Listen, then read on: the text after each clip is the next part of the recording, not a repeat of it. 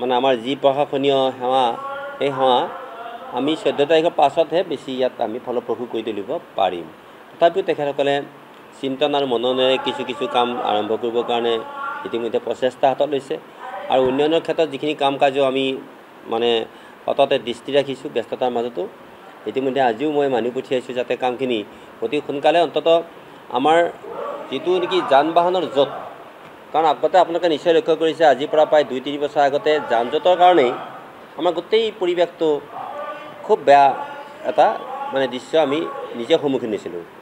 কিন্তু যোৱাবেলি বা তাৰ আগৰ বছৰ আমি যিটো পথবিলাক বহল কৰি দিয়া হ'ল, চাৰিকাষৰ পথবোৰ নিৰ্মাণ কৰি দিয়া হ'ল, তাৰে সৰহভাগ পথেই যিহেতু নিৰ্মাণ কাৰ্য প্ৰায় শেষ হৈছিল, কিন্তু এইবেলি আমি প্ৰায়বিলাক পথেই যাতে একেবাৰে কামখিনি শেষ কৰিব পাৰোঁ তাৰ কাৰণেও 2 দিনতে হয়তো আমি সময় পালেই এই পথবিলাক আমি এতিয়ালৈকে আমি মানে নিৰ্মাণ কাৰ্য শেষ হোৱাৰ পাছত যি ধৰণে মুকলি কৰিব লাগে মুকলিৰ কাৰণে আমি মুকলি কৰাৰ প্ৰচেষ্টা আমি হাতত লৈছোঁ ব্যস্ততাৰ মাজতো।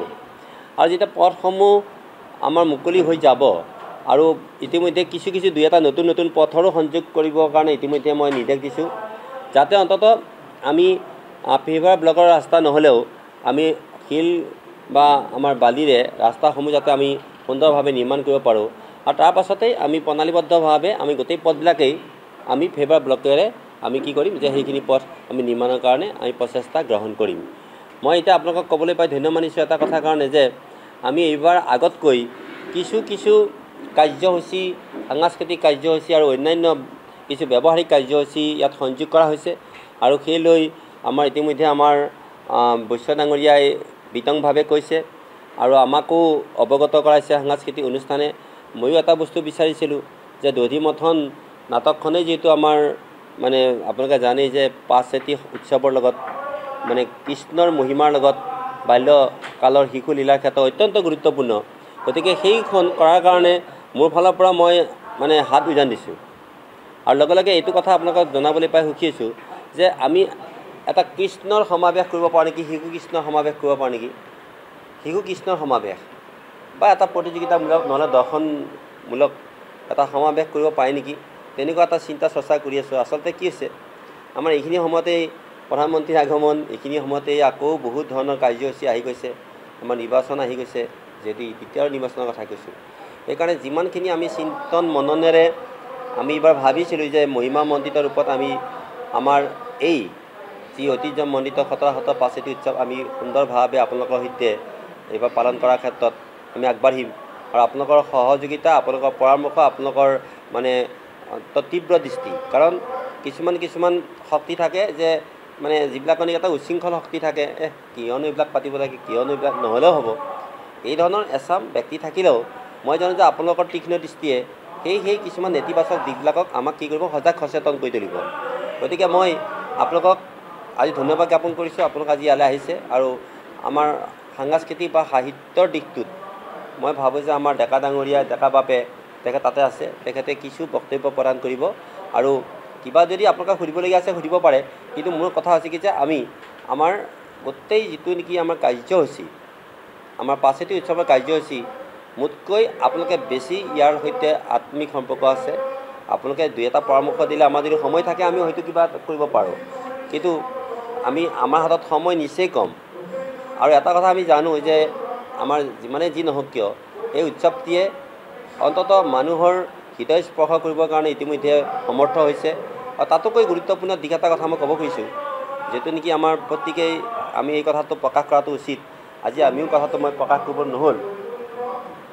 এইটো হৈছে কি যে এইখন দ্বিতীয় অযোধ্যা হিচাপে আমাৰ মাননীয় আমাৰ মুখ্যমন্ত্ৰী মহোদয়ে নিৰ্মাণ কৰা যিটো নেকি তেখেতৰ তৎপৰতা, সেই তৎপৰতাৰ দিশটো আমি চাব লাগিব। কাৰণ আমি ভাৰতবৰ্ষত আমি এখনেই অযোধ্যা বুলি জানো, কিন্তু আমাৰ অসমৰ এই দ্বিতীয় অযোধ্যাক লৈ ইতিমধ্যে মাননীয় মুখ্যমন্ত্ৰী মহোদয়ে যি ধৰণে কামত অগ্ৰসৰ হৈছে আৰু যি ধৰণে আমাৰ মানে যিসকল অভিযন্তা আনি পেলাই যি কাম আৰম্ভ কৰিবলৈকে কৰিছে, আমি মনে মনে ভাবি আছোঁ যে যদি সেই মানে আমাৰ যিটো অভিযন্তাৰ যিখিনি কাম কাজ সেইখিনি যদি সোনকালে আৰম্ভ কৰি দিয়ে তেতিয়াহ'লে হয়তো আমি মাননীয় মুখ্যমন্ত্ৰী যথেষ্ট ব্যস্ত, তাৰ মাজতো যদি আমি পাৰোঁ সেই কামখিনি আমি যদি আৰম্ভ কৰিব পাৰোঁ, নিৰ্মাণ কাৰ্যৰ শুভাৰম্ভণি কৰিব পাৰোঁ, সেইটো দিশতে আমি বেছি মনোযোগ দিছোঁ। কিন্তু মাননীয় মুখ্যমন্ত্ৰী মহোদয় আৰু কিছুদিনৰ পাছতে তেখেত নাথাকিব, বিভিন্ন কামত তেওঁ বাহিৰলৈ যাব, আকৌ তেখেত 9 তাৰিখৰ পৰা আহিব, আহি পেলাই আকৌ তেওঁ নিৰ্বাচনত ব্যস্ত হ'ব। গতিকে এই ধৰণৰ কিছু কাৰ্যসূচীৰ কাৰণে হয়তো আমি যি ধৰণে ভাবিছোঁ যে 5 উৎসৱৰ দিনাখনেই যদি আমি আমাৰ নিৰ্মাণ কাৰ্য শুভ আৰম্ভ কৰিব পাৰোঁ, এই ধৰণৰ চিন্তাটো আমাৰ আছে এতিয়াও, আছে আমাৰ। আমি কেনেকৈ কি কৰিব পাৰোঁ এইটো মই ক'ব নোৱাৰোঁ, কিন্তু এই কথাটোৱে আপোনাক ক'ব খুজিছোঁ যে 5 উৎসৱৰ আগত বা পাছত হ'লেও আমি আমাৰ দ্বিতীয় অযোধ্যাখনত নিৰ্মাণ কাৰ্যৰ শুভাৰম্ভ কৰিবৰ কাৰণে আমি পাৰে মানে আমি যত্ন ত্ৰুটি নকৰোঁ। আগন্তুক কাৰ্যক্ৰম সম্পৰ্কত বিধায়ক মহোদয়ে আপোনালোকৰ সন্মুখত এটা প্ৰস্তাৱ তুলি ধৰিছিল যে ভগৱান কৃষ্ণৰ বিভিন্ন ৰূপৰ এটা সাজসজ্জা প্ৰতিযোগিতাৰ কথাটো আমি সেইটো কাৰ্যসূচীত অন্তৰ্ভুক্ত কৰিছোঁ। ভগৱান কৃষ্ণৰ ৰূপসজ্জা প্ৰতিযোগিতা বুলি এটা কাৰ্যসূচী থাকিব, সেইটো হ'ব। সেইটো আমাৰ বয়সৰ কথা নাই। ভগৱান কৃষ্ণ বুলি কওঁতে আমি মানে ভগৱান কৃষ্ণৰ একেবাৰে মহাভাৰতৰ ৰূপটোও আহিব পাৰে, একেবাৰে শিশুকালৰ দধি মন্থন বা দধি ভক্ষণ কৰা কাৰ্যসূচী মানে সেইটোও আহিব পাৰে। গতিকে কৃষ্ণৰ ৰূপসজ্জা প্ৰতিযোগিতা সেইটো থাকিব। আৰু আমি যিহেতু প্ৰকাশনৰ বিভাগৰ মানুহ, সেইফালৰ পৰা আমি ক'ব খুজিছোঁ যে বিধায়ক মহোদয়ৰ ইচ্ছাৰ সপক্ষে আৰু আমাৰো পূৰ্বৰ পৰম্পৰা অনুসৰি আমি এখন পত্ৰিকা প্ৰকাশৰ দিহা কৰিছোঁ, আৰু সেই পত্ৰিকাখন বৰকাকত নামেৰে হ'ব। আৰু বৰকাকত যিহেতু খতৰা সত্ৰৰ এক ঐতিহ্যময় দলিল, যোৱা বছৰো আমাৰ সেই নামতে হৈছিলে, এইবাৰো হ'ব বৰকাকত। আৰু ইতিমধ্যে সেইখনৰ কাৰণে আমাৰ ছপাৰ প্ৰস্তুতি চলি আছে।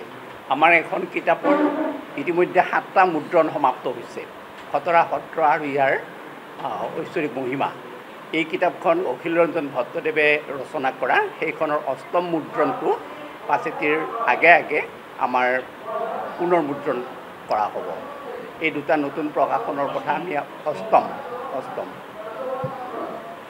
আৰু আপোনালোকক আমি ক'ব খুজিছোঁ যে যিসকল প্ৰিণ্ট মিডিয়াৰ আমাৰ সংবাদকৰ্মী আছে, তেখেতসকলে যাতে সেইদিনাখন এটা পৃষ্ঠা নহ'লেও মানে 5 আৰু খতৰা সত্ৰ সম্পৰ্কত এটা নিবন্ধ বাতৰি কাকতত আপোনালোকে লিখে, অথবা